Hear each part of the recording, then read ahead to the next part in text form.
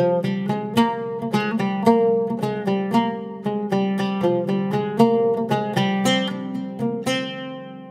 இன்னைக்கு ரொம்ப டேஸ்டியான சிக்கன் கிரேவி எப்படி பண்ணுறதுன்னு பார்க்க போகிறோம்.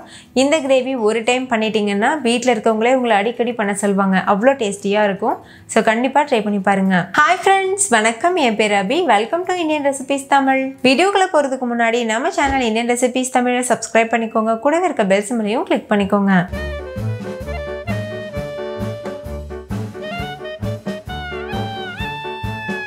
ஃபர்ஸ்ட் இந்த ரெசிபி பண்ணுறதுக்கு ஒரு கடாயில் 1 டீஸ்பூன் மிளகு சேர்த்துக்கோங்க, 1 டீஸ்பூன் சோம்பு சேர்த்துக்கோங்க, கூடவே 4-5 கிராம்பு, 2-3 பட்டையும் சேர்த்துருங்க, 4 ஏலக்காய் சேர்த்துக்கோங்க, 1 அன்னாச்சி பூ. இதெல்லாம் சேர்த்துட்டு இது கூடவே ஒரு 1/2 கப் அளவுக்கு துருவின தேங்காய், 2 டேபிள் ஸ்பூன் எண்ணெய் இதெல்லாம் சேர்த்து ஸ்டவ்வை ஹை ஃப்ளேமில் வச்சு இது நல்லா வறுத்துக்கோங்க. எந்த அளவுக்கு வறுக்கணும்னா தேங்காயோட கலர் நல்ல ஒரு கோல்டன் ப்ரௌன் கலரில் மாறணும், அது வரைக்கும் வறுத்துக்கோங்க. இது கூடவே ஒரு கொத்து கருவேப்பிலையும் சேர்த்துருங்க. கருவேப்பிலை சேர்த்து நம்ம வறுத்து அரைச்சி பண்ணும்போது ரொம்ப டேஸ்டியாக இருக்கும், வாசனையாக இருக்கும். ஸ்டவ்வை இடையிடையில் மீடியம் ஃப்ளேமில் ஹை ஃப்ளேமில் மாற்றி மாற்றி வச்சு வறுத்துக்கோங்க. இப்போ தேங்காயோட கலர் பாருங்கள் எந்த அளவுக்கு சேஞ்ச் ஆகிருக்கு. இந்த ஸ்டேஜில் ஸ்டவ் ஆஃப் பண்ணிவிட்டு இது முழுமையாக ஆற வச்சுருங்க. நல்லா ஆறினதுக்கப்புறமா ஒரு மிக்சி ஜாரில் சேர்த்துருங்க. இது கூடவே 1 டீஸ்பூன் மஞ்சள் தூள், 2 டேபிள் ஸ்பூன் அளவுக்கு மிளகாத்தூள், 4 டேபிள் ஸ்பூன் அளவுக்கு மல்லித்தூள் இதெல்லாம் சேர்த்துக்கோங்க. நீங்கள் காரம் உங்களுடைய சுவைக்கு தகுந்த மாதிரி சேர்த்துக்கலாம். இது கூடவே தேவையான அளவு உப்பு சேர்த்து 2-3 சின்ன வெங்காயம் சேர்த்துக்கோங்க. ஃபைன் பேஸ்ட்டாக அரைச்சி எடுத்துக்கோங்க. ஸ்டார்டிங்கில் தண்ணி சேர்க்கக்கூடாது. ஒரு டைம் அரைச்சிட்டு தேவையான அளவு தண்ணி சேர்த்து இந்த அளவுக்கு பேஸ்ட் போல் அரைச்சிக்கோங்க. இப்போ இந்த மசாலா விழுது தயாராகிருச்சு. இது ஒரு உரமாக இருக்கட்டும். ஹோம்மேட் மசாலாஸ்லாம் நம்ம சேனலில் ஆல்ரெடி அப்லோட் பண்ணியிருக்கேன், அதெல்லாம் செக் பண்ணி பாருங்கள், உங்களுக்கு யூஸ்ஃபுல்லாக இருக்கும். அடுத்து ஒரு கடாயில் 2 டீஸ்பூன் எண்ணெய் சேர்த்துட்டு ஒரு பெரிய சைஸ் வெங்காயத்தை இது போல் அரிஞ்சிட்டு சேர்த்துக்கோங்க. இதில் கொஞ்சமாக உப்பு சேர்த்துட்டு வெங்காயத்தை நல்லா வதக்கிக்கோங்க. நான் இப்போ செய்கிற குழம்பு 3 பேர் தாராளமாக சாப்பிட்லாம். நீங்கள் அதிகமாக ப்ரிப்பேர் பண்ணுறீங்கன்னா குவான்டிட்டியை அப்படியே அதிகப்படுத்திக்கோங்க. ஸ்டவ் மீடியம் ஃப்ளேமில் வச்சுக்கோங்க. வெங்காயம் கலர் சேஞ்ச் ஆகி வரணும். இப்போ பாருங்கள் வெங்காயம் முழுமையாக வதங்கிட்டு நல்லா டிரான்ஸ்பரண்ட்டாக இருக்குது.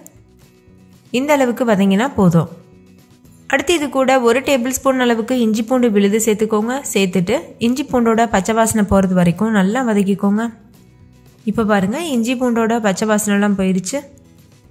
அடுத்து இதில் 2 கொத்து கருவேப்பிலை சேர்த்துக்கோங்க. கருவேப்பிலை சேர்த்து பண்ணும்போது நல்ல ஒரு ஃப்ளேவரோடு இருக்கும். இப்போ இதை ஒரு டைம் நல்லா கலந்துட்டு இது கூட 2 பச்சை மிளகாவை கட் பண்ணிவிட்டு சேர்த்துக்கோங்க. 1-2 கட் பண்ணி சேர்த்துக்கோங்க, இல்லைன்னா ரொம்ப காரம் ஜாஸ்தி ஆயிரும். ஸ்டவ் மீடியம் ஃப்ளேமில் வச்சுட்டு இதை நல்லா வதக்கிக்கோங்க. அடுத்து இதில் ஒரு பெரிய சைஸ் தக்காளியை இந்த மாதிரி கட் பண்ணிவிட்டு சேர்த்துக்கோங்க. தக்காளி ரொம்ப சின்னதாக இருந்ததுன்னா 2 சேர்த்துக்கோங்க, கரெக்டாக இருக்கும். தக்காளி நல்லா சாஃப்டாக வர வரைக்கும் வதக்கிக்கோங்க. தக்காளி பாருங்கள் நல்லாவே சாஃப்டாக வதங்கி வந்திருக்கு. இப்போ இதில் அரைச்ச விழுது சேர்த்துக்கோங்க. சேர்த்துட்டு இது நல்லா கலந்துக்கோங்க. நம்ம ஏற்கனவே இதில் மசாலா ஐட்டம்ஸ்லாம் சேர்த்து தான் அரைச்சிருக்கோம். ஸோ இப்போ நம்ம தனியாக எதுவும் சேர்க்க தேவையில்லை. இந்த விழுதை சேர்த்துட்டு ஸ்டவ்வை மீடியம் ஃப்ளேமில் வச்சு இது நல்லா மிக்ஸ் பண்ணிக்கோங்க. இப்போ தேவையான அளவு தண்ணி சேர்த்துக்கோங்க. நான் மிக்சி ஜாரில் கொஞ்சமாக தண்ணி சேர்த்து அலசிட்டு அதை சேர்த்துருக்கேன்.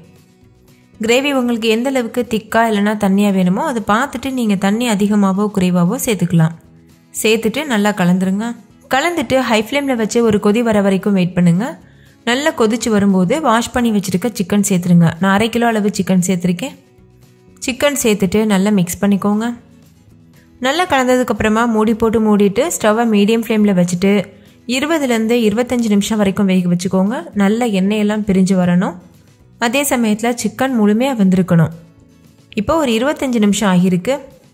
சிக்கனும் நல்லா வெந்திருக்கு. எண்ணெயெல்லாம் பிரிஞ்சு குழம்போட கன்சிஸ்டன்சியும் சூப்பராக இருக்குது.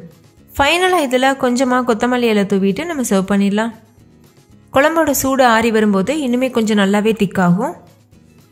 ஸோ வெதுவெதுப்பான சூடு வரும்போது சர்வ் பண்ணுங்கள், கரெக்டாக இருக்கும். நீங்களும் கண்டிப்பாக இதே மெத்தடில் ட்ரை பண்ணி பாருங்கள். ஒயிட் ரைஸ் கூட, அதுக்கப்புறமா இட்லி, தோசை, சப்பாத்தி எல்லாத்துக்கூடமே பக்காவான காம்பினேஷனாக இருக்கும். இது கேரளாவில் ரொம்பவே ஃபேமஸான ஒரு கிரேவி. கண்டிப்பாக நீங்களும் ட்ரை பண்ணி பாருங்கள். உங்கள் வீட்டில் இருக்க எல்லோரும் என்ஜாய் பண்ணி சாப்பிடுவாங்க. ஓகே ஃப்ரெண்ட்ஸ், இந்த சிக்கன் கிரேவி உங்களுக்கு ரொம்ப பிடிச்சிருந்துச்சுல? பிடிச்சிருந்தா லைக் பண்ணுங்கள், உங்கள் ஃப்ரெண்ட்ஸ் கூட ஷேர் பண்ணுங்கள். நீங்களும் வீட்டில் செஞ்சு பார்த்துட்டு டேஸ்ட் எப்படி இருந்ததுன்னு கமெண்ட்டில் சொல்லுங்கள். தேங்க்யூ, பாய்.